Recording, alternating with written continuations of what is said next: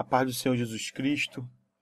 Estamos aqui para mais um vídeo da nossa série Parábolas de Jesus. Eu sou o pastor Luciano Tomé, do Ministério Reconstruindo os Muros do Evangelho.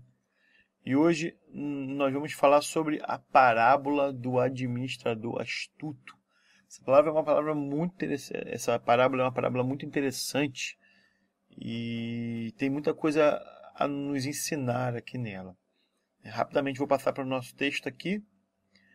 É um texto um pouquinho grande, mas eu vou estar lendo para vocês. E diz assim a parábola. E dizia também aos seus discípulos: havia um certo homem rico, o qual tinha um mordomo, e este foi acusado perante ele de dissipar os seus bens.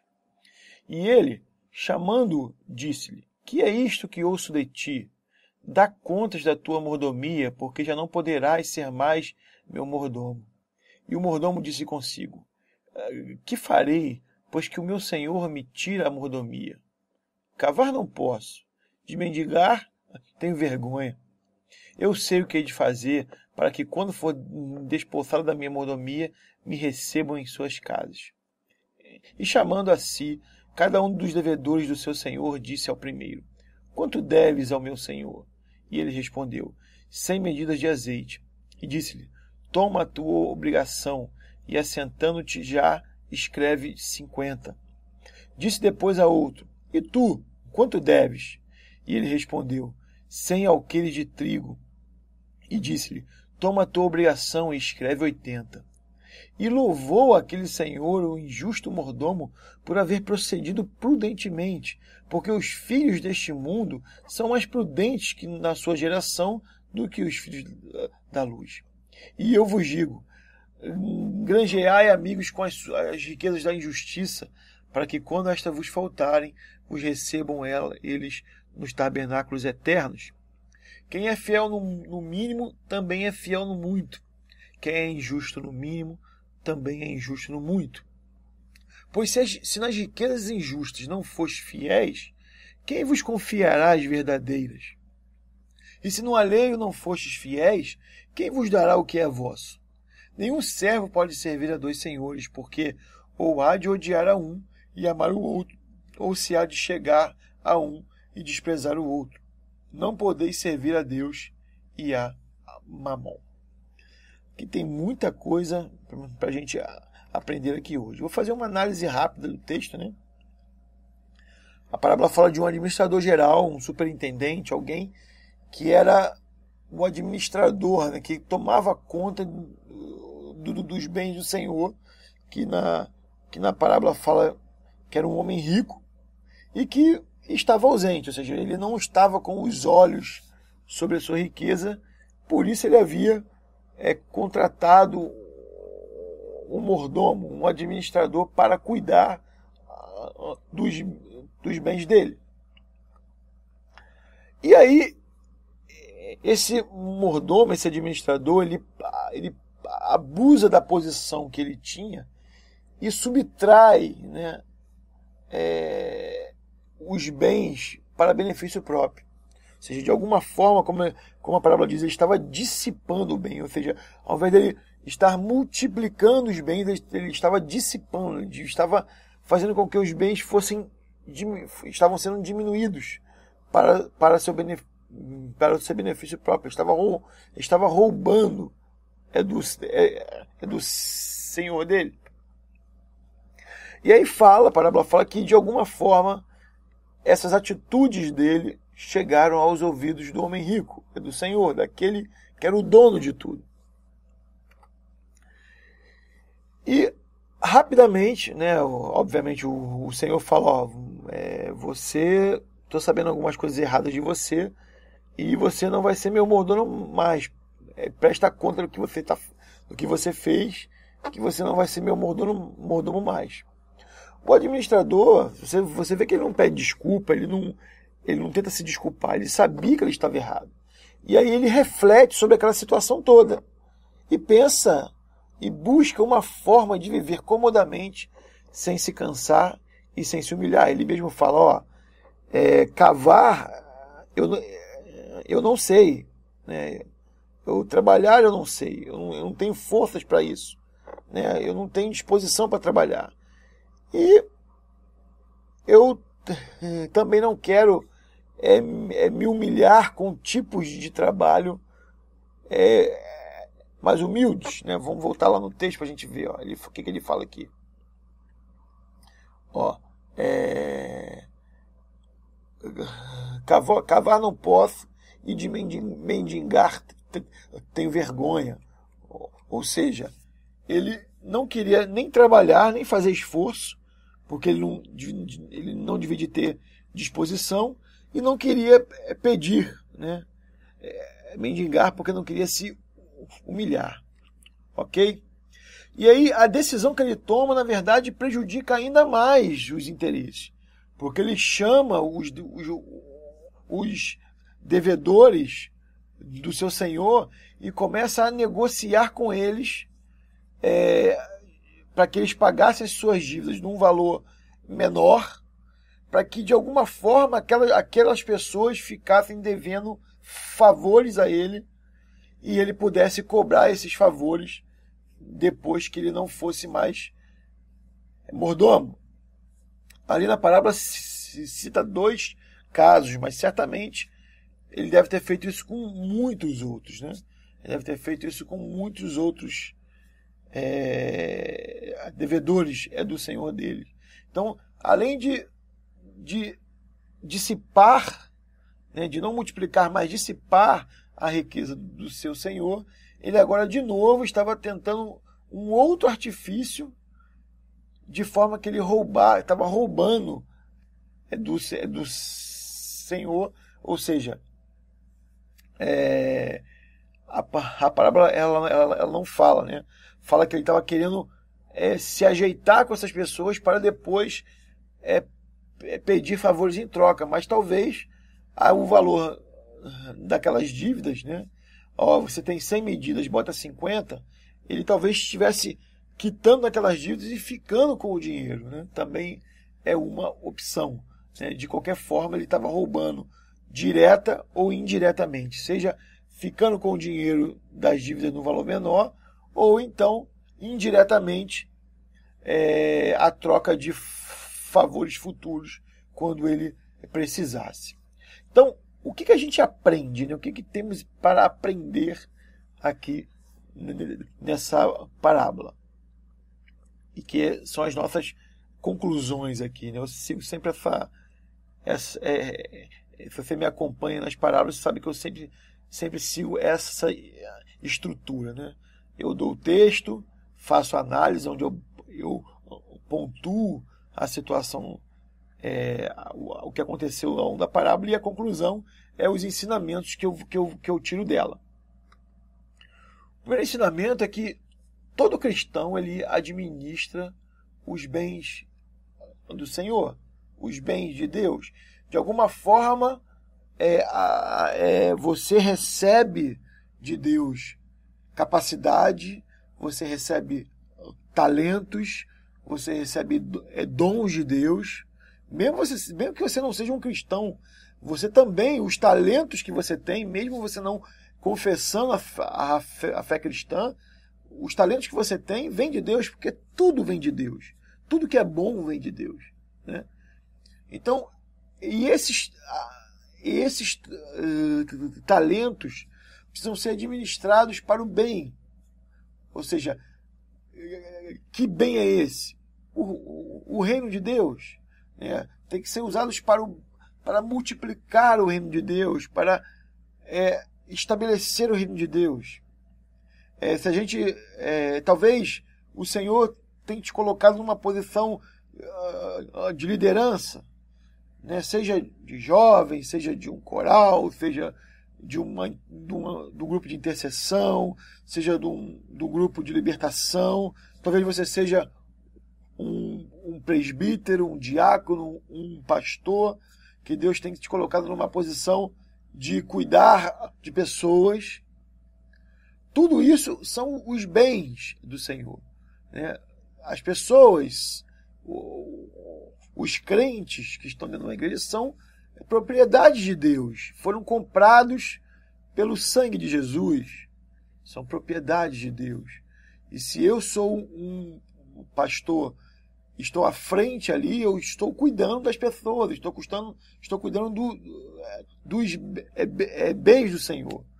Podemos falar também que a parte financeira mesmo, talvez Deus tenha dado a você um ministério e tenha permitido que cheguem-se recursos a esse ministério para que você use esses recursos no ministério para a pregação do Evangelho, para o crescimento do reino de Deus. É claro que você também recebe o seu pagamento, o seu salário, né? A Bíblia fala que aquele que prega o Evangelho, que viva do Evangelho. É claro, não há problema nenhum nisso. A questão é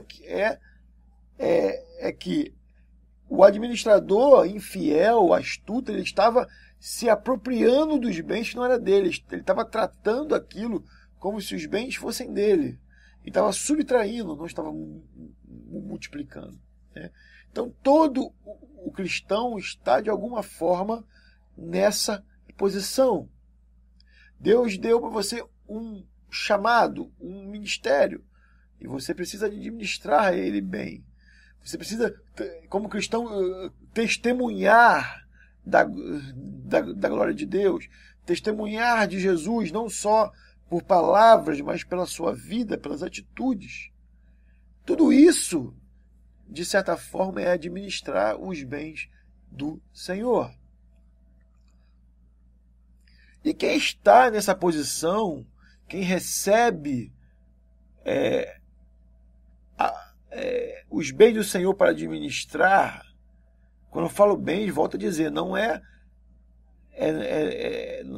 são bens, não necessariamente são bens físicos, mas podem ser bens espirituais.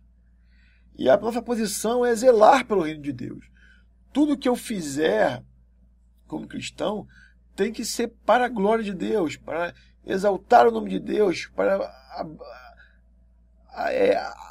alargar as estacas do reino de Deus, avançar com a obra de Cristo.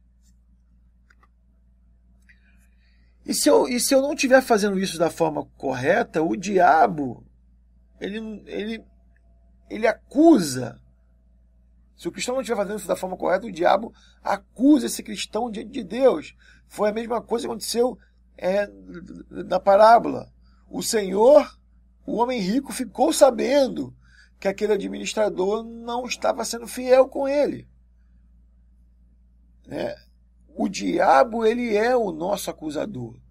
Ele que olha para mim e para a sua vida e vê falhas, vê que aquilo que nós falamos que somos não condiz com as nossas atitudes e vai diante do trono de Deus e nos acusa. Louvado seja Deus que nos deu Jesus Cristo, o nosso advogado fiel, e que pleiteia a nossa causa diante de Deus, porque muitas das vezes as acusações do diabo têm fundamento, porque temos agido, muitas das vezes, muito distante daquilo pelo qual fomos chamados para executar. E o que mais temos visto por aí são homens que têm recebido, estão à frente de ministérios grandes, estão à frente de igrejas, têm a condição de pregar o evangelho genuíno, falar de Jesus, ganhar almas, transformar vidas, e estão mais preocupados em enriquecer dentro dos seus egoísmos, enriquecer a sua vida, a sua família, estão preocupados e aí você vê dentro das igrejas, né,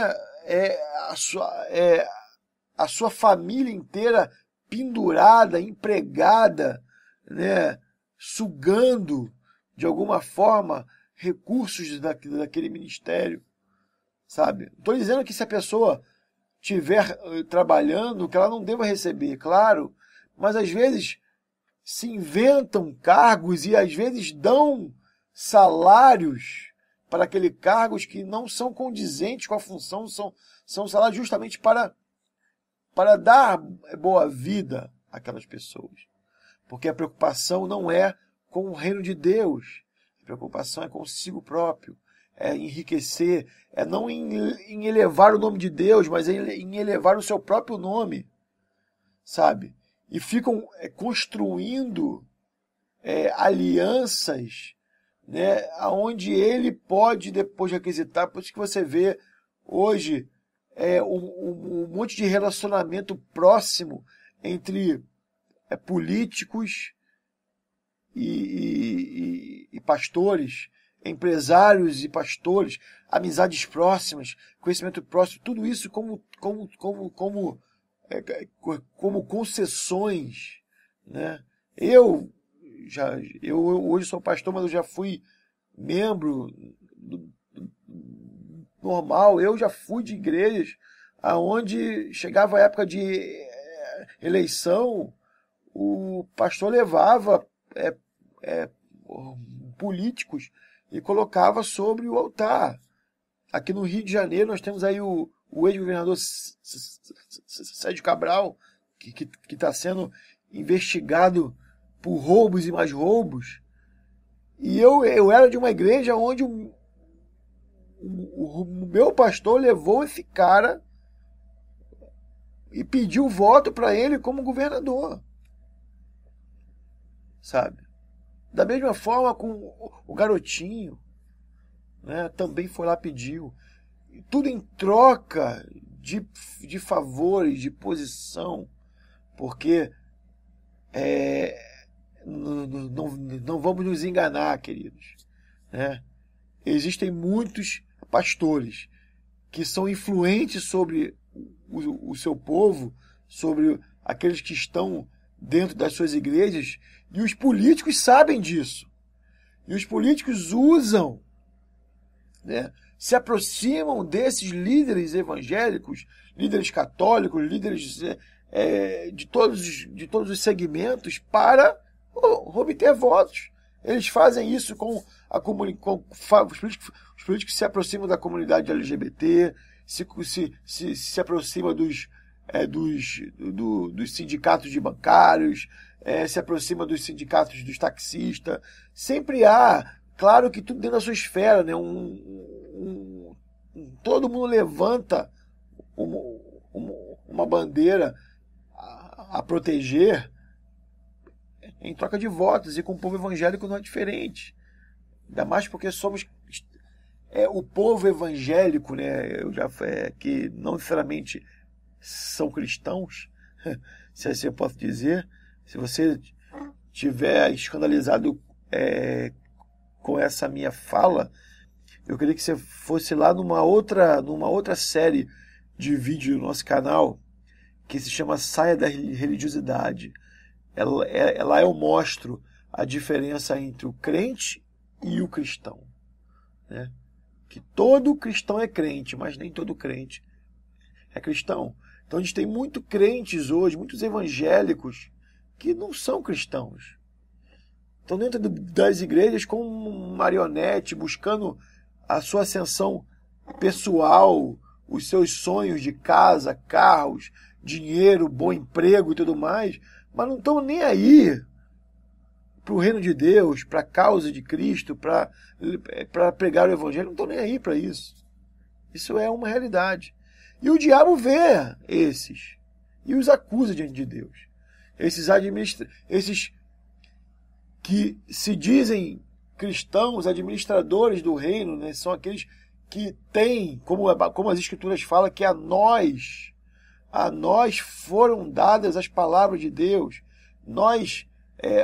Que a palavra de Deus não foi dada nem a anjos, mas foi dada a nós, para que nós pregássemos o reino de Deus. Isso são os bens do Senhor que está sobre a nossa posse. E se eu não faço isso, se eu me intitulo um cristão, mas não cuido dos bens do Senhor, o diabo vai me acusar diante do trono de Deus.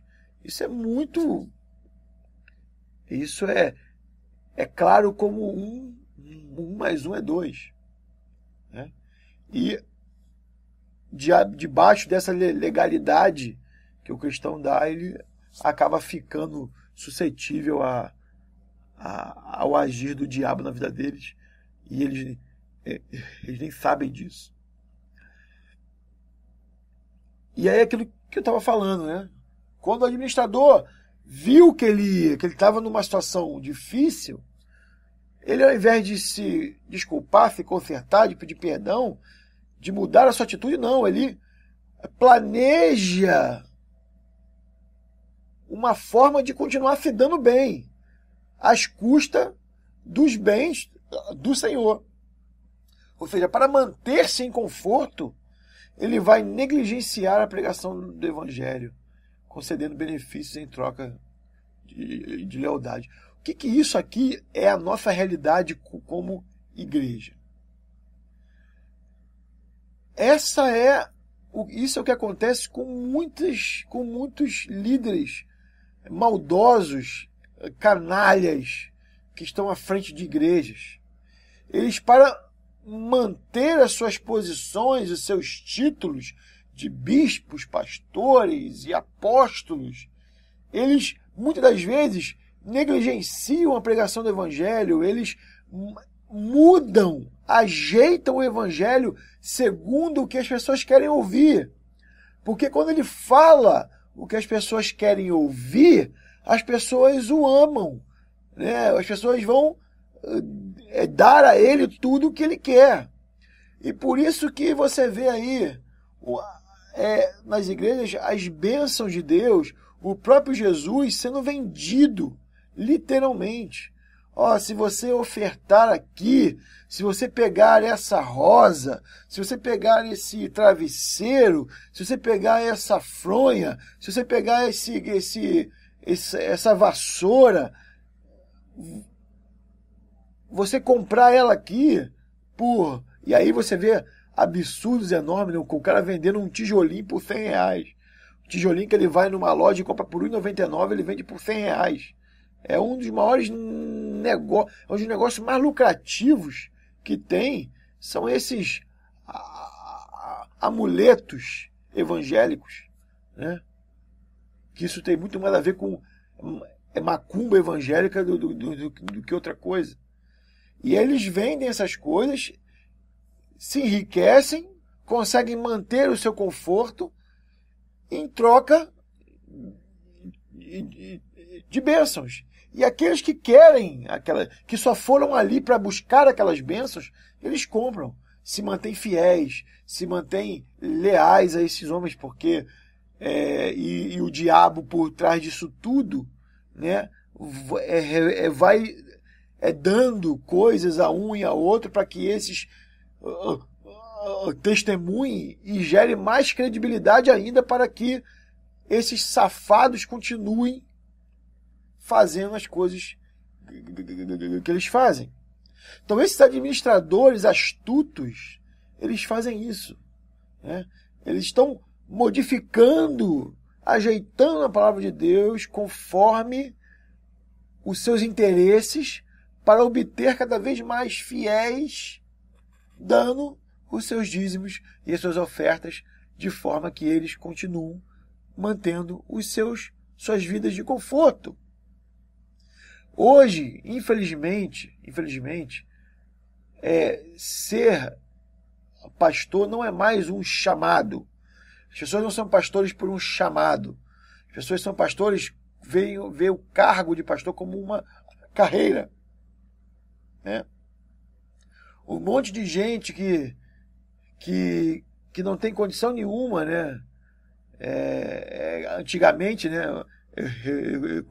Quando eu era garoto, a gente pensava assim, né? Aquele menino lá de 15, 16, 17 anos que não ligava para estudar, que não ligava para trabalhar, que era um vagabundo, o que ele fazia? A última esperança dele era qual? Quando ele fizesse 18 anos, ele se alistava para o exército, e ali no exército ele ia seguir a carreira. Ou seja, ele no ruim ele ia ter um emprego, né? Ele ia ser soldado, depois naturalmente ia ser promovido a cabo e ia subir. Ou seja, ele ia subindo, no máximo ia chegar a primeiro sargento, né? E se aposentar como suboficial, tem um salário hoje talvez de 6 mil e pouco, né? Fica ali dentro de um lugar onde ele não gasta com comida, não gasta com roupa, era a última solução para aquele garoto que não quis saber de estudar, não quis saber que era da galera, era o que não queria nada. A solução para ele a última solução era ele entrar para o exército, né? Ou também fazer prova para a polícia. Desculpa aí se você me ouve, se você é um militar ou se você é um policial, mas há muito tempo atrás a prova para passar para PM era muito fácil, era português e matemática só. Então as pessoas entravam para PM, porque na polícia militar eles iam virar esses bandidos policiais, né, que são aqueles que entram para poder, né, roubar dinheiro, né, extorquir dinheiro do cidadão de bem, né? Era o que acontecia, eram as opções que se tinham para aquele jovem que não queria saber de nada. Hoje, tem muita gente fazendo isso dentro de igrejas. O cara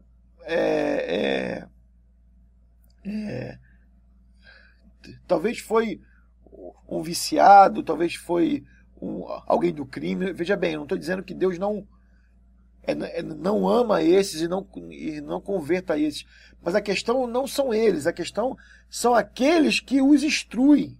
Porque se esses meninos que outrora tiveram no tráfico, aliás, né, que eram bandidos, né, que eram assassinos, traficantes de drogas, se esses homens se convertem em uma igreja séria, eles vão virar grandes homens de Deus. Grandes homens de Deus que vão dar a sua vida pelo Evangelho, porque vão entender que grande salvação, né, chegou até eles. Mas se eles se converterem dentro dessas igrejas onde tem esses pilantras, né, em cima dos altares, eles vão ver aquilo ali como uma oportunidade de crescer e vão se tornar pastores. E eu vou dizer aqui porque eu sei, não vou dizer o nome da igreja, mas eu sei que tem. Eu estou falando porque eu já fui, eu já andei por quando eu me converti no início, eu já andei em algumas denominações e eu conheci de perto, né, isso, porque eu fui obreiro em algumas, e eu conheci isso muito de perto, né? Tem igrejas que estipulam metas. Esse ano nós vamos abrir 100 filiais, 50 filiais, 200 filiais, né? E aí se pegava aquele obreiro, né, que não trabalhava, que estava ali o tempo todo na igreja e que tinha uma história, principalmente se essa filial for dentro de comunidade, né? Se pegava esse obreiro, esse pastor auxiliar e jogava promovia ele a pastor principal e ele jogava ali dentro dessas denominações, dentro de comunidades ou em lugares distantes, e ali ele se tornava um pastor. Ou seja, por conveniência, por questão de estrutura, por questão de aumento de estrutura e não pelo chamado. Eu sou testemunha de muitos conhecidos meus que foram colocados como pastores sem ter condição nenhuma de ser. E o que aconteceu foi que eles caíram, alguns até se desviaram, porque acharam que Deus não havia sido fiel com eles. Olha só como esse sistema é podre, né? Então, para obter o conforto, esses homens negligenciam o evangelho em troca de fidelidade. E foi o que eu falei, eles não estão nem aí para nada. Eles vão roubar na cara dura mesmo, né? O que é cara dura? A cara de pau, né? Eles vão roubar, é o que o administrador astuto fez. Foi lá e, ó, quanto é a sua dívida? É de 100? Bota 50. A sua é de 100, coloca 80. Sabe, eles roubam na cara dura. Eles fazem, pedem mesmo e não estão nem aí. Não estão nem aí. Inventam um monte de história, de mentira, sabe? Estão botando coisas do Antigo Testamento, né? Eles vão lá no Antigo Testamento pegar versículos soltos e usam aquilo para fazer campanhas em prol de cada vez mais se locupletar do povo humilde, que acreditam no conto da carochinha e dão até as suas vidas inteiras para alcançar uma bênção que talvez nunca virá, porque talvez não seja nem a vontade de Deus. Uma coisa muito interessante é que os que aceitam esses acordos também são cúmplices, né? Aqueles homens que aceitaram fazer o acordo com o administrador astuto, eles são cúmplices. Então, da mesma forma que tem esses homens inescrupulosos sobre os altares, vendendo bênçãos, aqueles que também estão ali só com o intuito de ter as bênçãos, também são seus cúmplices, são seus cúmplices. É o que Paulo diz a Timóteo, que no fim dos tempos, né, as pessoas teriam comichão nos ouvidos e amontoariam mestres para si segundo seus próprios desejos. Seguiriam doutrinas inspiradas por demônios. É o que ele fala a Timóteo. Esses estão ali, esses que vão atrás de pastores que falam o que eles querem ouvir. Quando, na verdade, o evangelho, na grande maioria das vezes, ele te confronta. Ele não te apoia. Ele te confronta, porque nós somos seres humanos pecadores, caídos, maus, miseráveis. Quando a palavra de Deus vem até nós, ela nos confronta, ela nos mostra a realidade que nós somos. Somos maus. Então, naturalmente, o evangelho vai nos confrontar. Ele não vai passar a mão na nossa cabeça. Mas o evangelho que muitos desses estão pregando é o evangelho onde que Deus te ama e Deus te aceita como você vem aqui, que Jesus quer te fazer rico, Jesus quer te dar, se quiseres me ouvir, comerei o melhor dessa terra, e vão pegando os versículos soltos e vão usando, né? Veja bem, Deus ama as pessoas, ama, mas o amor de Deus não significa Deus dar tudo o que a gente quer. Na verdade, na grande maioria das vezes, não é. Justamente por Deus nos amar, é que Ele não nos dá tudo aquilo que a gente quer. Mas para esses homens, Deus faz tudo. Deus é o garçom, é o evangelho delivery. Está ali para atender a quem quiser. Quem quiser.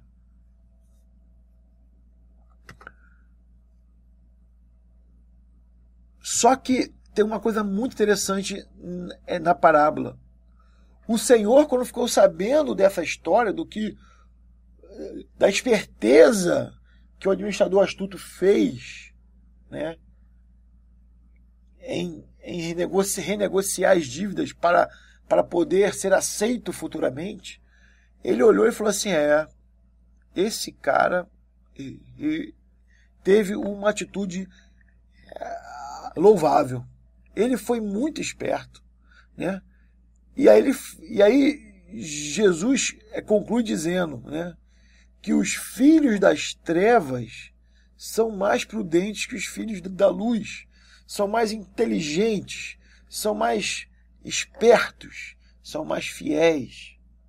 Se você pegar, vou te falar uma coisa, muitos satanistas são mais fiéis a Satanás do que muitos cristãos a Cristo. Isso é uma verdade, não é mentira.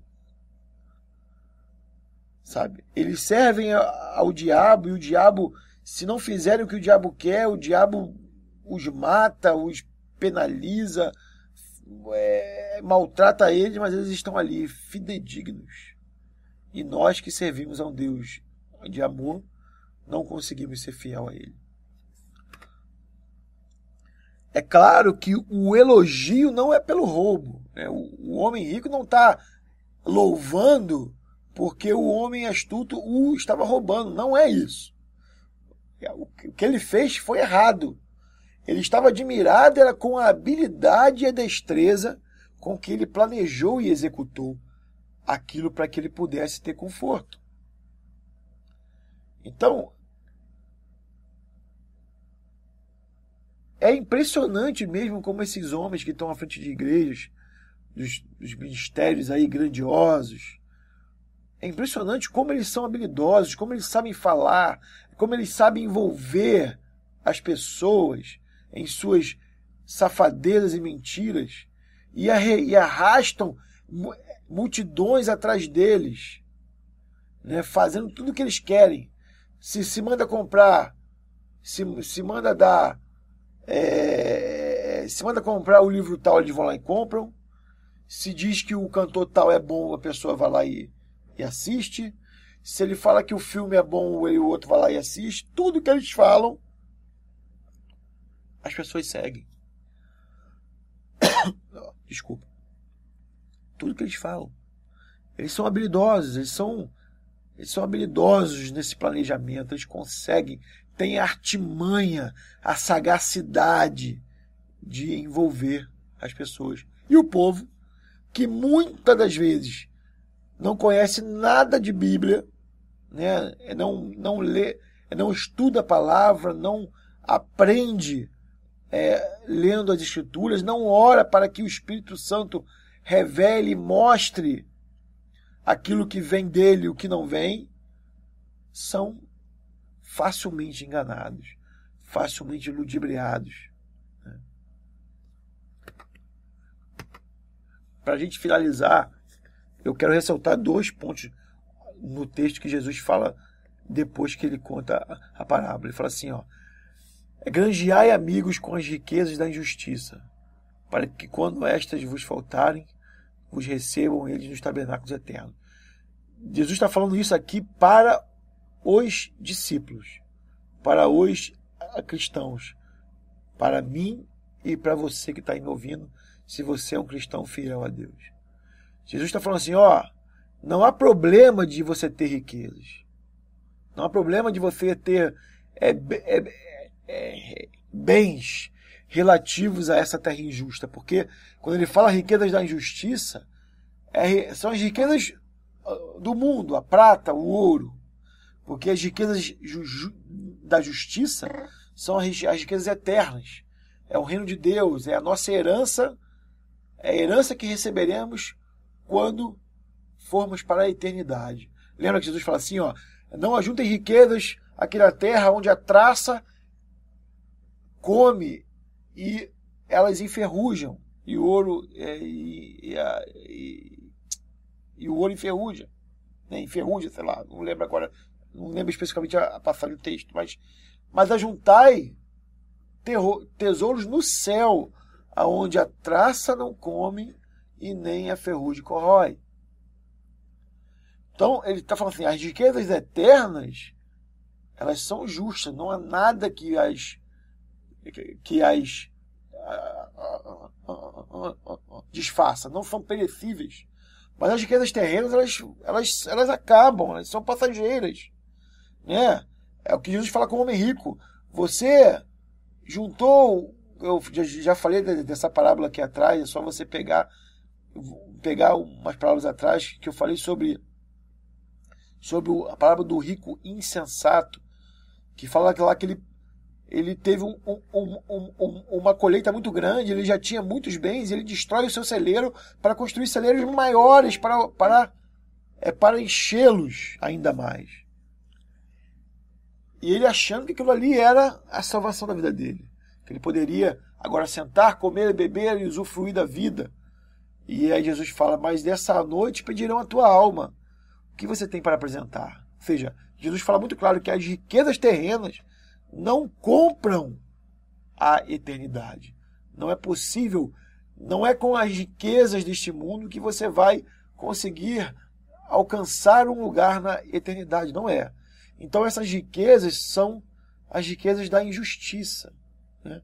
Que Jesus está falando aqui nessa parábola, nesse texto que eu estou falando para você aqui agora.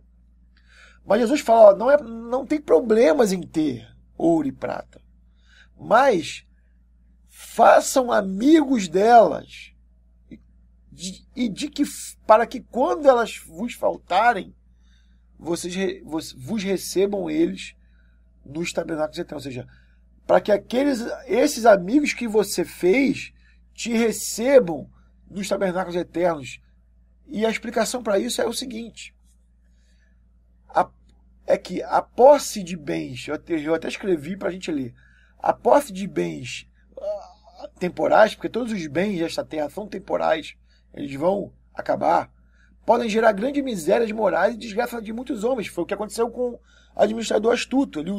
Ele estava tão obcecado pela riqueza aqui desta terra, pelos bens temporais, que ele estragou a vida dele e estragou a vida de muitos outros, que foram aqueles homens que ele fez acordo. Mas Jesus, ele cita que podemos tirar proveito dessas posses. Ou seja, se você tem riqueza, se Deus tem dado riqueza a você pode tirar a riqueza delas. Como? Repartindo-as com os pobres, ajudando as pessoas, granjeando amigos. É isso que ele está falando, ó, granjear amigos com as riquezas da injustiça. Ou seja, como? Use os bens que você tem para ajudar as pessoas, principalmente os pobres, aqueles que têm menos que você. Porque quando você ajuda alguém que também tem, é como se você estivesse fazendo uma troca de favores. Jesus fala disso, né? Quando você faz ao pobre que não tem como te recompensar, aí sim você faz a diferença. E de que forma isso vai te ajudar a ser bem recebido no céu?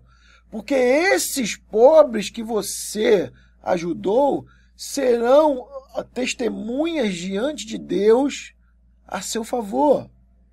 Por isso que ele fala assim, ó, granjear amigos com as riquezas da justiça, para que quando estas vos faltarem, porque quando você sair daqui deste mundo, quando você morrer, você não vai levar nada, mesmo que você seja milionário, você não vai levar riqueza alguma, você vai estar diante de Deus nu, como você chegou aqui neste mundo, você estará nu diante do Senhor. Somente aquilo que você construiu para a eternidade, que foram as suas atitudes, os seus pensamentos, as suas palavras, só isso que vai testemunhar o seu favor. E lá estarão as atitudes que você fez para com esses pobres. E o testemunho deles, as orações deles agradecendo a Deus pela sua vida, vão testemunhar a seu favor nos tabernáculos eternos, lá no céu. Então Jesus fala isso aqui é muito, muito importante que você pegue e que grave no seu coração. Não há problema em ser rico. Apesar que aquele que é rico é mais difícil, a tentação sobre ele é pesada. Mas se ele for um homem de Deus, se ele for um homem que tem a sua vida nas mãos de Deus, ele pode usar a riqueza que ele tem em benefício do reino de Deus. Então, granjeai amigos com isso. Ajude as pessoas. Uma outra coisa que fala, no final Jesus fala, ó, quem é fiel no mínimo, também é fiel no muito. Quem é injusto no mínimo, também é injusto no muito. Pois se nas riquezas injustas não fostes fiéis, quem vos confiará as verdadeiras? Ele está falando, ó, aquele que é fiel quando tem pouquinho, ele também vai ser fiel quando tiver muito. Mas quem for injusto no mínimo, ele também vai ser injusto no muito. Aquela história, eu só fiz errado hoje porque eu não tenho dinheiro, eu precisei fazer essa artimanha poder pagar minha conta de luz, por exemplo. Sabe? Isso não é desculpa. Porque, na verdade, hoje ele fez isso para a conta de luz, mas amanhã ele vai fazer para uma casa, para um negócio de milhões. Ou seja, é um hábito, isso é uma falha de caráter. Aquele que é fiel, no mínimo, ele será fiel no muito. E aquele que for injusto, no mínimo, ele será injusto no muito. Não tem jeito, não tem como ser injusto no mínimo e ser fiel no muito. Não. Isso não vai acontecer. Não se iluda, não se engane. E ele fala aqui, ó, pois se nas riquezas injustas, ou seja, se nos bens aqui desta terra você não consegue ser fiel a Deus, como você vai ser fiel na eternidade? E a conclusão, a conclusão que a gente tira é muito simples, né? Se você pegar em uma empresa, nenhum patrão resolverá elevar a um posto superior alguém que tenha abusado da sua confiança num cargo inferior. Isso é lógico. Se você é dono de uma padaria e a pessoa que atende ganha lá R$1.000, né? E a pessoa que fica no caixa, que é o gerente da padaria, ele ganha 2.000. O dobro, né? Se você é aquele atendente que ganha R$1.000, imagina que você é o dono, né? Você é o dono da padaria. Se você tem aquele atendente lá que ganha R$1.000 e você vê, né? Você fica sabendo que ele está dando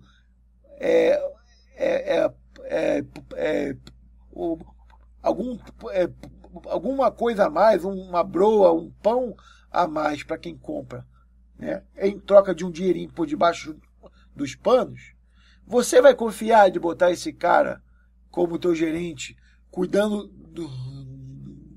do teu caixa na padaria? Claro que não. Claro que não vai botar, isso é lógico. A mesma coisa é Deus, né? Se Deus não vê fidelidade no seu coração, quando você tem pouca coisa, quando ele te dá pouca responsabilidade, quando ele te dá pouca coisa, ele jamais vai confiar de te botar sobre uma coisa maior. Isso é que Jesus está falando ali. Então, queridos, há muitos ensinamentos aqui nessa parábola, sabe? Cuidado, porque tem muitos administradores astutos aí no meio cristão, no meio evangélico. Cuidado para que você não seja um daqueles homens, sabe, que estão negociando as suas dívidas. Ah, não, vem para cá, Deus aceita você assim mesmo. Não precisa se arrepender, não. Só faz uma oração aqui, aceitando Jesus e está tudo certo. Importante você dar seu dízimo. Você é um dizimista e ofertante. Deus vai ser fiel a você. Sabe, é como se só dar o dízimo e a oferta não bastasse, né? Eu não preciso me arrepender, não preciso ser fiel, não preciso buscar a santidade todos os dias, eu não preciso fazer nada. Se eu der o dízimo e a oferta, Deus passa a mão na minha cabeça em todas as outras coisas. É exatamente a base da pregação desses inescrupulosos. Se você é rico e dá um dízimo alto, você faz na igreja desses caras, sinceramente, você faz o que você quiser. Já vocês te colocam como num cargo alto, já você vira pastor, já você vira sei lá o quê. Tem um monte aí, né? Você vê um monte de ator, de cantor que se converteu. Veja bem, alguns se converteram mesmo. São sérios. Tiveram uma experiência real com Jesus. Mas tem muitos cantores aí que se arrependeram, tiveram encontro com Jesus, mas que foram sugados por esse sistema e logo botaram eles como os pastores, já botaram ele para testemunhar e botam no altar. Por quê? Porque as pessoas querem ver os artistas gospels, né? Portanto, você, eu quero chegar ali e ver a fulano de tal, né? Pô, quando eu via a novela, né? Quando eu era do mundo, eu fui no show dela, eu fui no show dele, e agora que bom que ele se converteu, porque eu vou poder ir no show também dele, agora aqui na igreja. E vou pegar autógrafo, vou tirar foto com ele. Porque antigamente ele tinha lá os empresários, né? E não tinha acesso, mas aqui na igreja, agora nós somos irmãos. E aí fica aquela, sabe, aquele negócio, a igreja com um monte de ídolos, de um monte de famosos, e aquele que deve ser adorado, reverenciado, que é Jesus Cristo, fica lá no cantinho, né? Aliás, talvez não esteja nem dentro dessas igrejas. Abre o seu olho, meu querido. Abre o seu olho, você que me escuta. Abre o seu olho para o que está acontecendo à sua volta. Espero que esse vídeo essa parábola tenha te ajudado. Se você gostou e acha que alguém precisa ouvir, compartilhe, passe para o maior número de pessoas que você puder, sabe? E que você continue me acompanhando no próximo vídeo. Eu voltarei com uma outra parábola. Que Deus te abençoe e até o próximo vídeo.